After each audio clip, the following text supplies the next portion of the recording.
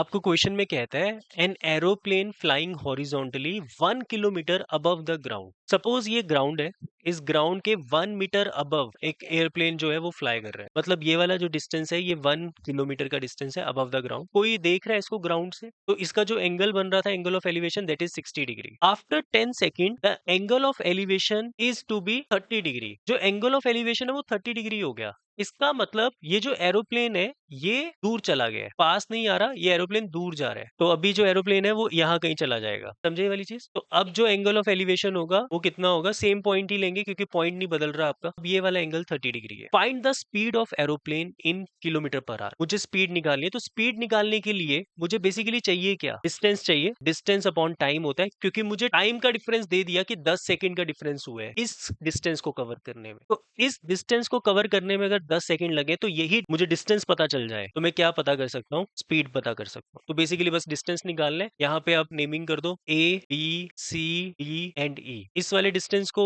x मान लेते हैं, इस वाले डिस्टेंस को y मान लेते हैं। ये तो 1 किलोमीटर आपको दिया ही हुआ है। तो सबसे पहले आप कौन सा ट्राइंगल यूज कर रहे हो? जब आप ए बी ई लगाओगे तो यहाँ पर आप tan 30 का यूज करोगे। tan 30 डिग्री आपके पास होगा परपेंडिकुलर बाय बेस। यहाँ पे एंगल के सामने वाला परपेंडिकुलर होता है, मतलब ए बी, और बेस आपका होगा DE। ए बी 1 है और ये आपके पास DE x प्लस वाई है। तो tan 30 1/√3 होता है, 1/x+y। तो आपके पास x प्लस वाई की वैल्यू निकल जाएगी अंडर रूट। तो ये एक फर्स्ट इक्वेशन बन गई, इसको यहीं छोड़ेंगे, मुझे y चाहिए वैसे। अब मैं दूसरा ट्राइंगल यूज कर रहा हूँ, इन ट्राइंगल CDE ट्राइंगल में tan 60 डिग्री यूज होगा। tan 60 डिग्री वो भी सेम P/B। P आपका CD है, B आपका DE है, तो ये हो जाएगा 1 किलोमीटर x। tan 60 √3 होता है, 1/x। तो x की वैल्यू कितनी हो जाएगी? 1/√3। तो x की वैल्यू तो 1/√3 आ गई, यहाँ पर पुट करोगे तो y की वैल्यू भी निकल जाएगी। तो देयरफॉर जो y होगा वो होगा √3 माइनस एक्स। फर्स्ट इक्वेशन से ले लिया। √3 माइनस 1/√3, एलसीएम लोगे तो 3 माइनस 1 दैट इज 2/√3। रेशनलाइज करोगे